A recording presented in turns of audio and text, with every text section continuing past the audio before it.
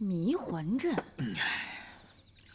你说这个迷魂阵，它其实也就是个辅助阵法呀。哦，它的目的不就是干扰和迷惑对方吗？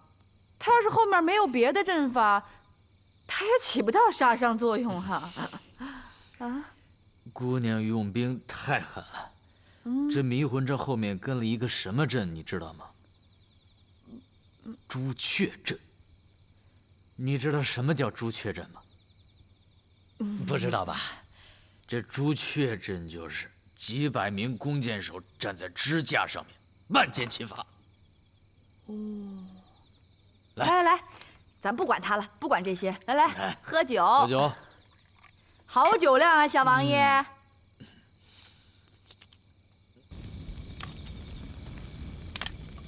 这次我带的人马都训练有素，不但精通18般武器，射箭也是好手。这回穆桂英啊，输定了。围魏救赵，小王爷，借刀杀人，七娘，哎，你八妹，小王爷，辽军兵临城下，你怎么喝酒？谁喝酒了？我吃饭去了。什么？你吃饭？谁请的你？穆桂英。穆桂英，我怎么了？我睡觉去了，睡觉去了。让开！哎，小王爷，小王爷！哎呀，不用问，小王爷定是把我们的计划告诉了穆桂英。哎，穆桂英竟然用美人计套小王爷的话，真是为人所不齿。两军对垒，有什么计都不为过。可是如今我们的计划已然被穆桂英知道了，这下一步该如何是好啊？将计就计，将计就计。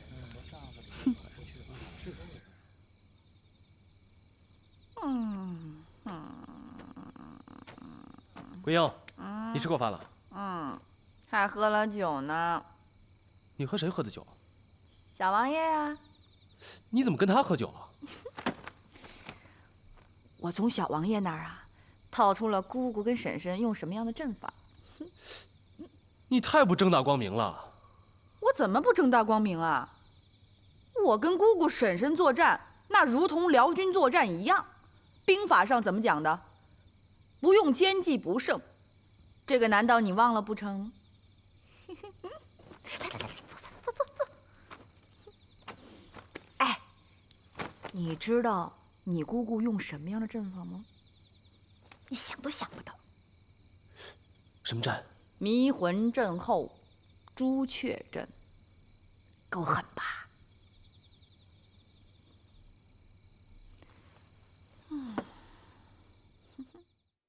现在轮到你们双方较量了。老身还是那句话，你们有本事全都使出来，较量较量。杨元帅，你还有什么吩咐吗？孩儿听娘的。好。那你们各自下去排兵布阵，老身和杨元帅就看你们的了。遵命。遵命。请。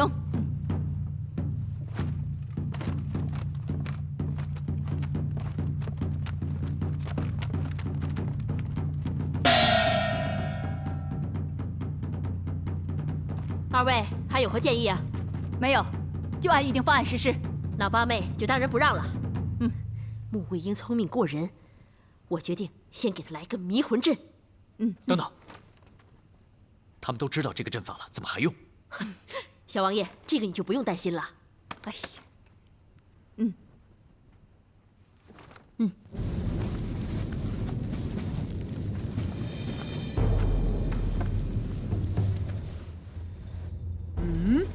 迷魂阵。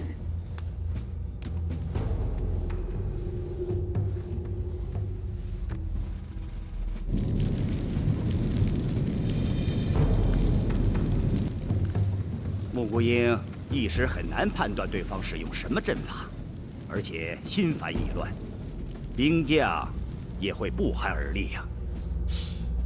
可听说穆桂英事先知道七娘和八妹用合阵，她为何还要这样用？这就是八妹过人的地方啊！她以不变应万变，她先扰乱了桂英的心智，进也不是，退也不是，处于两难境地。娘，你女儿用兵有些道道啊。那是。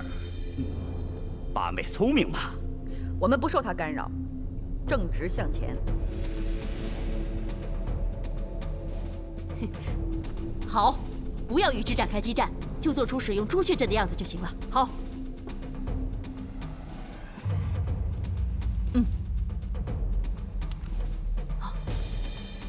哼，对方跟我们交手是想把我们的兵将全都阻击在这朱雀阵能够射杀的范围之内。姑姑用招真狠，可是他投入的兵力并不足，而且这抵抗不甚有力。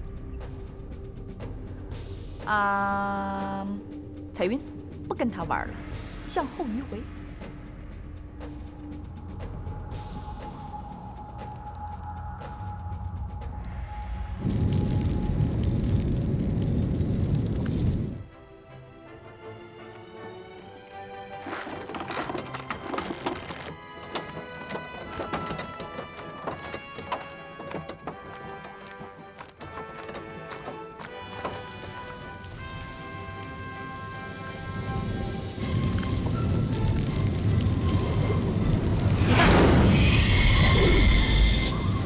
不好，桂英上当了。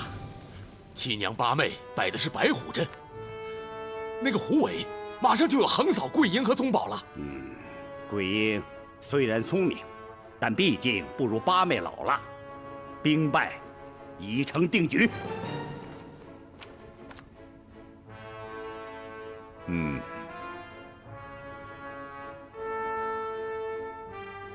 我们继续向后冲杀，对方快抵挡不住了。等等，稍安勿躁。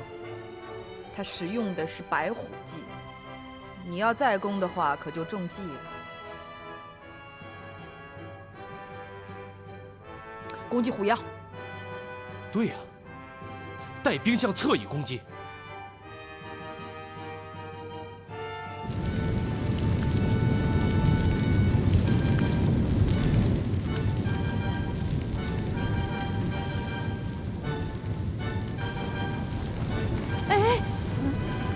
桂英怎么用这招呢？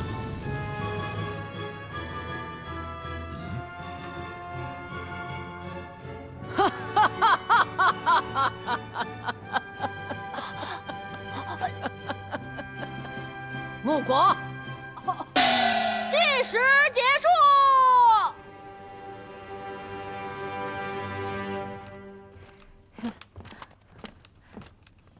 老太君。桂英啊，哎，姑姑问你，你带军向后攻打，为何突然改攻侧翼？是不是？小王爷又给你传信儿了。哎，七娘，您怎么能这样说话呢？七娘、姑姑，您二位果真想知道？你们将朱雀阵改为白虎阵，用意很明显，你们想用虎尾扫杀我们。这兵法变换之合理，毋庸置疑。但是二位忽略了细节。细节？什么细节？这朱雀阵主要是中距离射杀，可是我跟宗保向前厮杀的时候，并没有遇到你们的强烈阻击。你们如果不阻击我们，你们的弓箭手怎能起到作用啊？由此断定，你们已经换了阵法了。你等可听得懂桂英这番判断和决策呀？到现在，你们该明白老身为什么推举穆桂英了吧？看起来你们都是将才，而他不同。所谓真才实学者，乃为帅才。你们知道匠人的特点是什么吗？匠人的特点是能把别人的东西效仿的惟妙惟肖，但他效仿的再精确，充其量也不过是个匠人。这匠人呢，是不会创造的，会创造的人才是大师。老身今天不是贬低你们呐，而是肺腑之言。杨元帅，昨夜我已写好了词帅奏折，准备启奏圣上，让桂英代我行使元帅之职。副帅，桂英年幼，尚无跟着辽作战的经验，如此大任，我不敢担当。担当不起也要担，大兵压境，没有回旋的余地。桂英深知这大理，但孙媳刚入朝为官，况且又是一介女流，这万一要是服不了众呢？有我杨家上下力保，兵将自不敢多加妄动。是啊，只是朝中文武大臣不明前方战事，会竭力加以阻挠。老身马上给八王爷写一封书信，告知面临的情况和为什么临阵一帅。可是我……孙媳不要多说，为了大宋社稷和百姓，你没有推脱的理由啊。是啊。哎，这！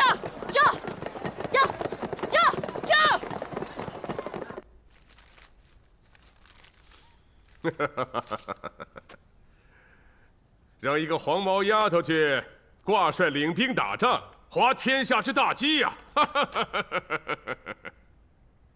宣文武重臣上殿。奴才遵命。吾皇万岁万岁万万岁！众爱卿，领什么？谢圣上。众爱卿，这是杨延昭的奏折，他要辞请他的元帅之职，推荐他们家的儿媳妇穆桂英挂帅。圣上，大谬，天下大谬啊！哪有元帅临阵请求辞职，更没有推荐一个刚出茅庐的黄毛丫头担当元帅大任的。圣上，杨延昭此举乃天下奇闻，他这是在拿大宋江山和黎民百姓开玩笑。圣上，为保大宋，杨家是搭了几条人命，所以他才自恃有功，给圣上出天大的难题。你这话什么意思？杨家为保大宋，战死疆场那么多人，杨家从未抱怨过圣上。你什么时候见过杨延昭给圣上出过难题啊？难道说杨宗保和穆桂英之事不是给圣上出难题吗？那是儿女私情，岂能和国家大事相提并论？不错。杨延昭给圣上的奏折，本王也不甚理解。可是本王知道，他这么做必定有他其中的道理，所以本王劝各位不要意气用事，妄发议论。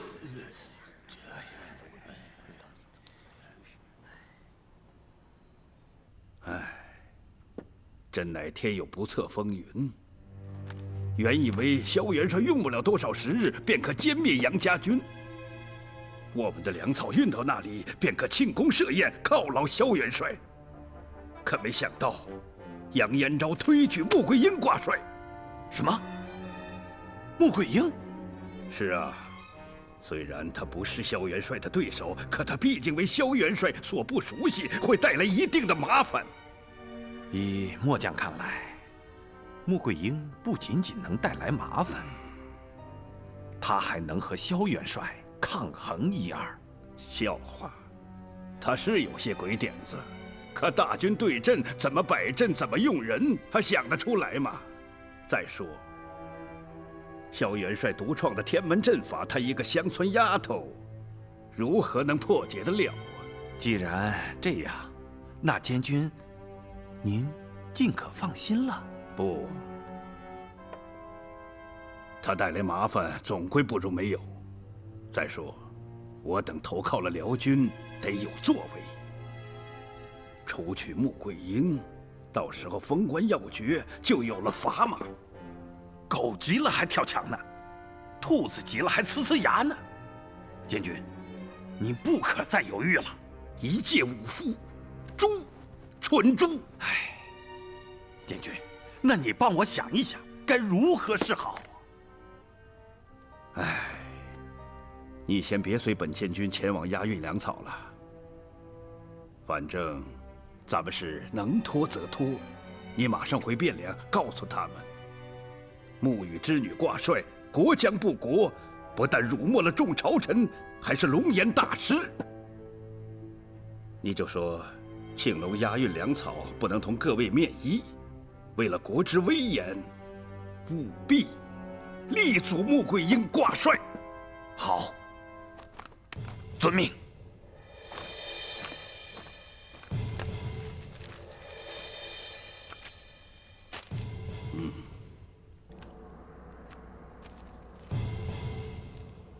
既然杨延昭已经递上了辞呈，必然有他的道理。诸位爱卿也不必在意了。当下，当务之急是要选出挂帅之人。启禀圣上，现在是很难选出挂帅得力之人。可是杨延昭推荐儿媳挂帅，实乃不妥。先不说穆桂英乃一介女流，光她的身份就让众臣不能接受。谁都知道，穆羽过去是北汉名将，太宗夺得天下后，他依然不从，率众匪隐匿在木柯寨，与朝廷抗衡。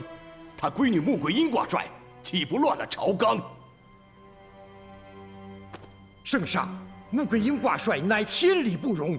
且不说他父亲和他一直占山为王，与圣上对抗，就说他和杨宗保之事是闹得全天下沸沸扬扬。如果让他挂帅，圣上，臣民就会把圣上取消婚约和他挂帅之事联系起来，那么圣上的颜面何存？众大臣也会觉得很窝气。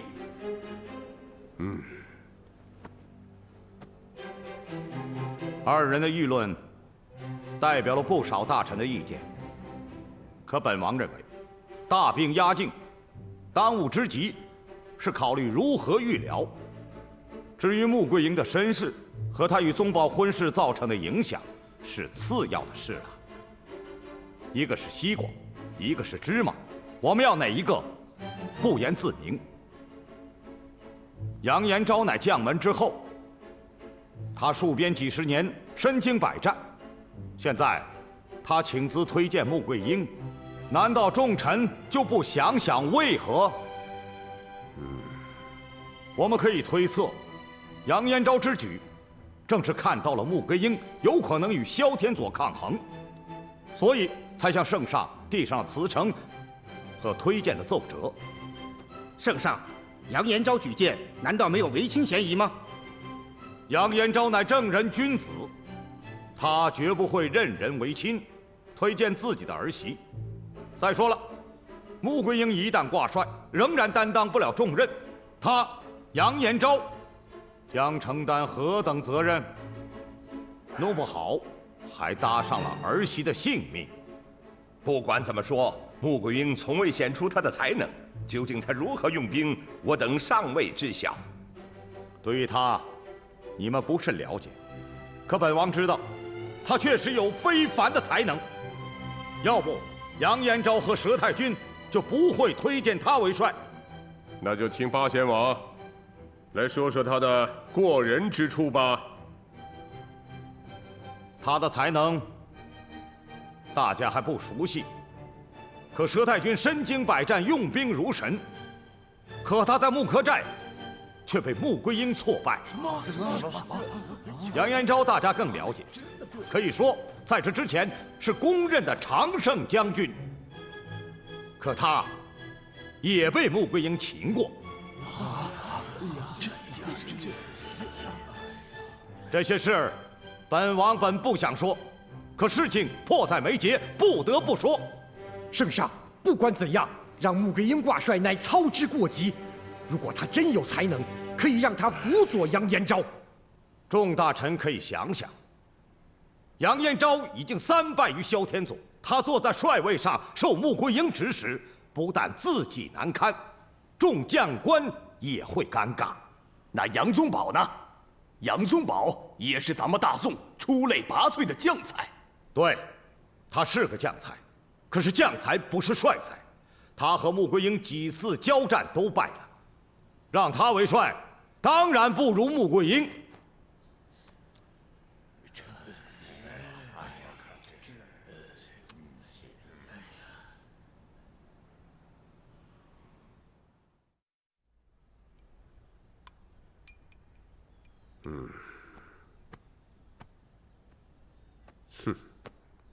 皇兄啊，你觉得杨延昭推荐穆桂英挂帅，是经过深思熟虑的吗？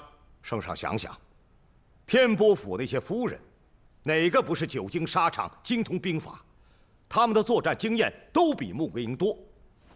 可是，为什么杨延昭不推荐他们，而单推荐穆桂英？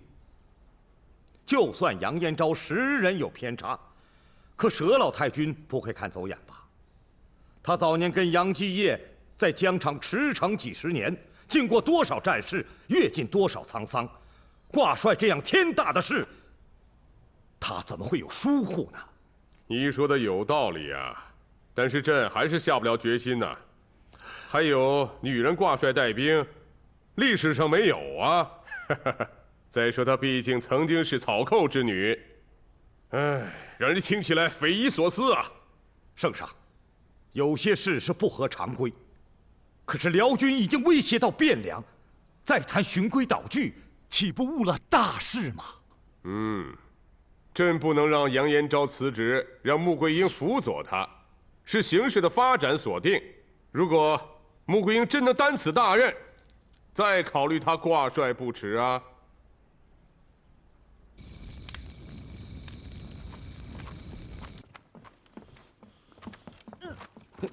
我不吃了。桂英，怎么了？没事啊。来吃饭。吃饭。没事。桂英，你是不是有身孕了吧？真的？真不是时候。桂英有喜了，哈哈，咱们杨家有后了。是喜事啊。可是娘，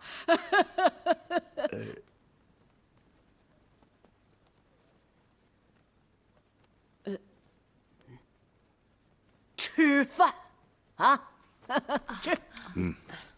来，桂英。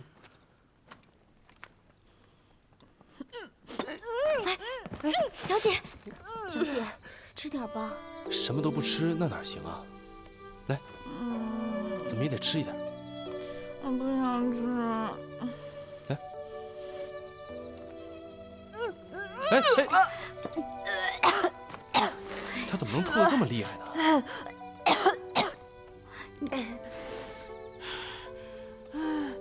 还不是因为你啊！我是用来医疗打仗的，我又不是来生孩子的。好几顿都没吃了，来来来。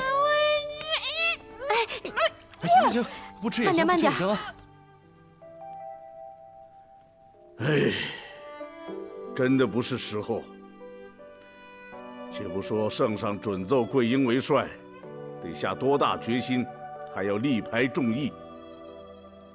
即使圣上真的认桂英为帅，颁了圣旨，他现在这个样子，如何担当元帅重任呢？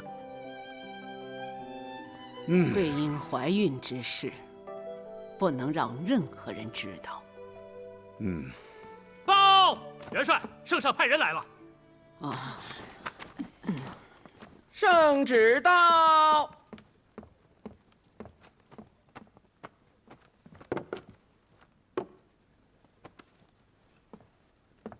杨延昭接旨。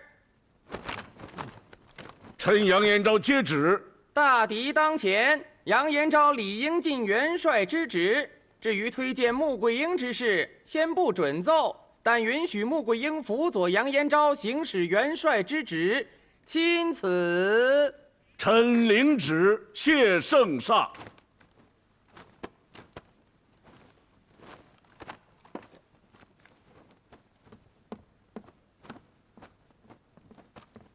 宋公公，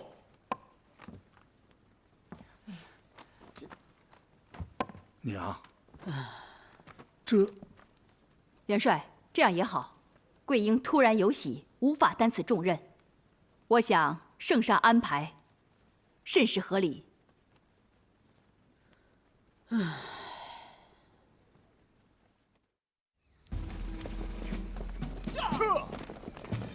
王庆龙让人捎来密信，说皇上让穆桂英辅佐杨延昭。穆桂英是谁呀？穆桂英就是杨延昭救出重围的那个女将。哦，我跟他交过手，他的刀法的确是厉害。不错，他不但刀法娴熟，而且神出鬼没，弄不清路数，不好接招啊。他刀法虽然厉害，可不一定懂得排兵布阵呢。他辅佐杨延昭，对我们没有任何威胁。田伯夫人才济济，皇上能让他辅佐杨延昭，绝非心血来潮。他厉不厉害，我们和他交手便知道了。是啊，是啊。知己知彼，百战不殆；知己不知彼，一胜一负。本帅没有弄清他出身和经历和用兵特点前，不会贸然开战。哈将军，末将在。您赶快去找王庆龙，让他把穆桂英的出身、经历和用兵特点给我搞清楚。是。萧天佐从13岁跟他哥哥萧天佑和我们作战，可是他从未亲自上阵与我们厮杀，所以我们对他知道的甚少。可是这个人用兵深思熟虑，从这3次交战，老身就看出他确实是个帅才。我也是通过这3次战役，发现此人有一特点：此人肯定学过道学、阴阳之说，所以我很想了解一下他的师傅是谁。这个恐怕不太好打听。我知道不好打听，所以我才想劳烦各位去打听一下，因为不管这学生是学骑、学剑还是学兵法，都跟其师傅有相同之处。如果了解他师傅是谁的话，对他兵法上的掌握也能充分一点儿。这事老身已派人去打探了。奶奶费心了。桂英啊，你多日不进餐了，这样不行啊。空腹如何辅佐元帅呀？啊，再说腹中的重孙儿也不行啊。好，孙熙听您的。我吃。来，慢点。来。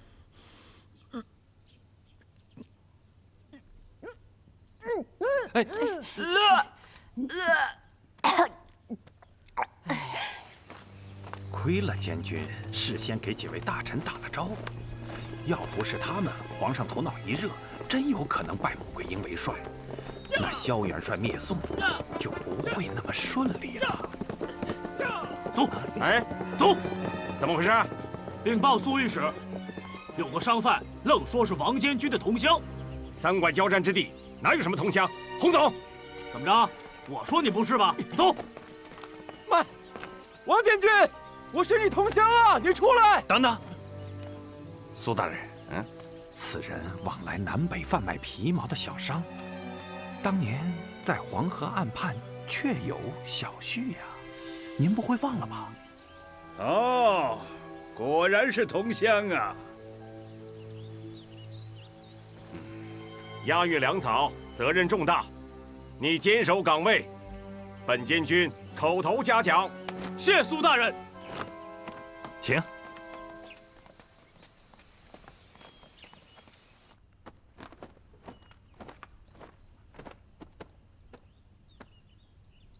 你是何人？末将是萧元帅手下的亲信。来有何事？萧元帅让你速把穆桂英的出身、经历、性格和用兵特点弄清楚。哼，这就值得你光天化日之下直闯宋营。哼，你可知道萧元帅可是个暴脾气？你也不会不知道，王监军运筹帷幄，这等区区小事，早在监军的城府之中。成事须讲条理，有步骤，审时度势，切莫因小失大呀。潘将军，萧元帅怎么做，还用你来指手画脚吗？啊？是。老太君，他们为什么不操练呢？是，起来，起来，起来，都起来！你们起来！哎，都给我精神点，前进！走，快点！都知你向皇帝递了辞呈，人人皆知啊，兵将自然忧心忡忡。娘说的也是啊，虽说桂英辅佐我，可感觉没什么起色呀。不在其位，不谋其政，啊，若不辅佐，起何作用？这不是长久之计。不用说，萧天佐现在一定在琢磨我们。他若此刻对我们发动攻击，恐怕我们就危在旦夕了。唉，你说的正是老身所担心的。这样拖下去，只能使我们陷入绝境。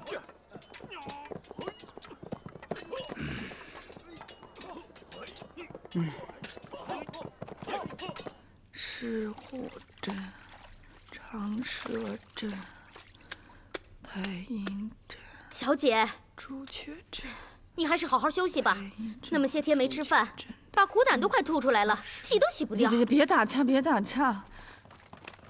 杨将军，杨将军，哎，杨将军呢？他在巡营呢，出什么事儿了？杨元帅他中风了。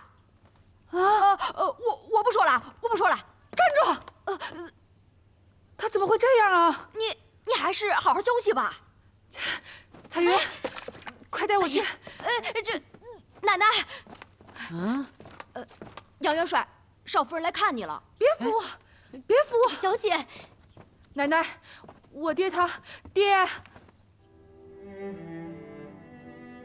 谁让你们惊动了桂英啊？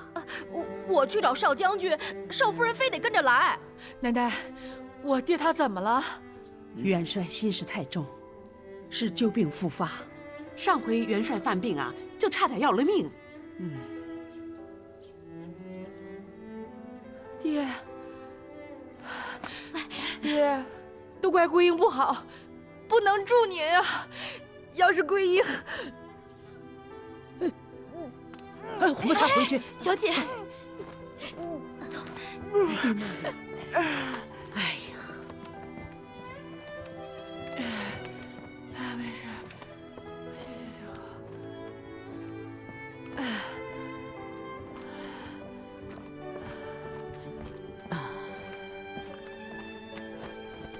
延昭这一病，恐怕10日8日难以治愈。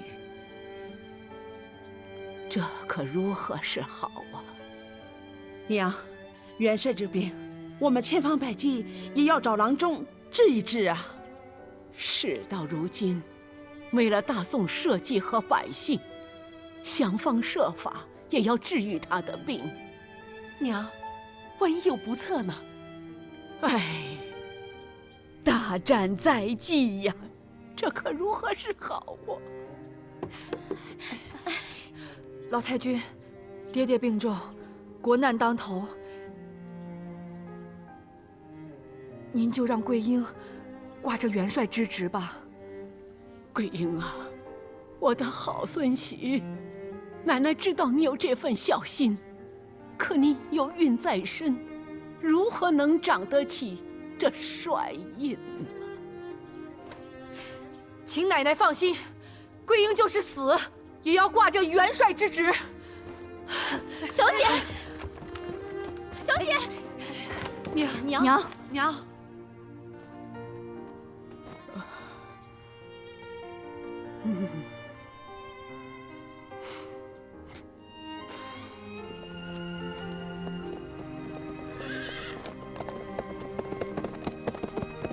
小姐，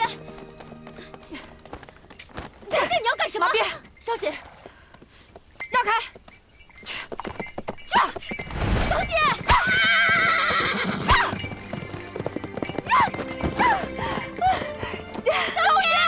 小姐，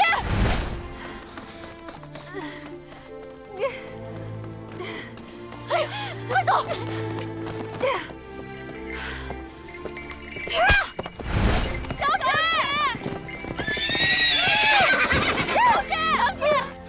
桂英，你不要命了！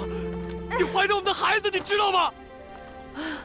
我知道。那你知道还这么做？我就是因为知道，我才这么说。桂英，你不能这样，你不能！这是我们的孩子，也是天波府的孩子，你没有权利伤害他。大敌当前，难道他比天下的百姓都重要吗？那我也不能让孩子没有出生就毁在你的手里。放手！你放手！不让！你这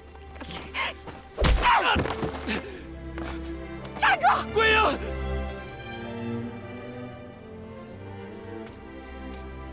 小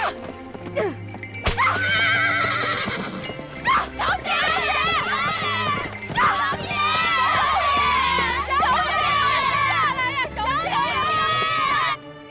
桂英挂帅，担子重似千斤呐。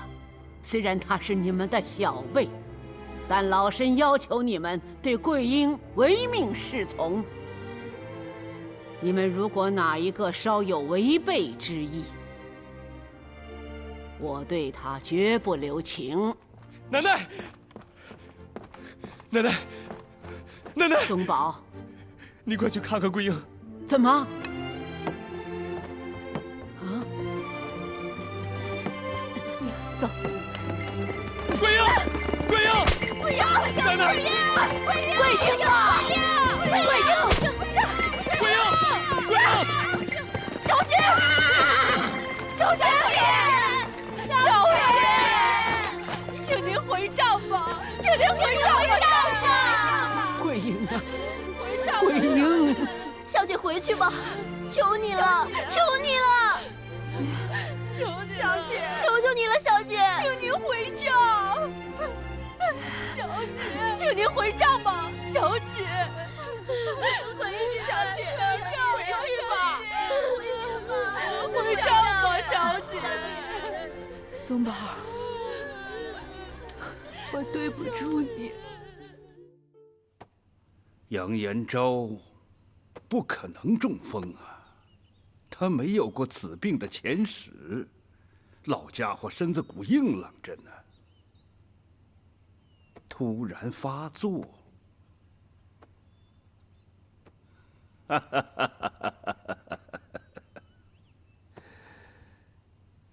是想将帅印交给穆桂英，欺君罔上，胆大妄为。哼哼，这是佘太君和杨延昭逼迫圣上之计呀！皇天在上，佘太君呀，佘太君，你躲过了初一，可躲不过15。杨延昭啊，杨延昭，纵使你魔高10尺，也挡不住啊道高千丈。监军，绝不能让他们的阴谋得逞。去，派个人把这个送去汴梁，处理完这事，直接去三关，带我去探视杨延昭，弄清是否真病。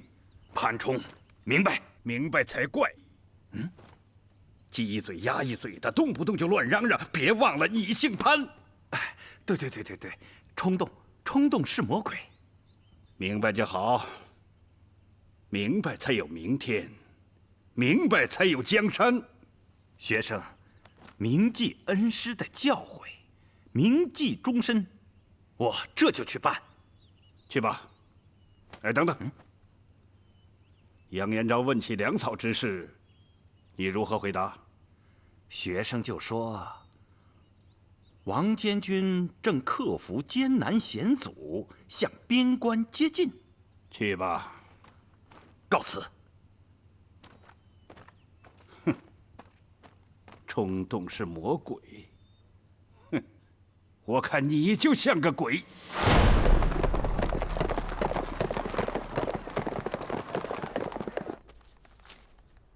这是佘太君代杨延昭写的奏折呀，说他得了重病，你说巧不巧啊？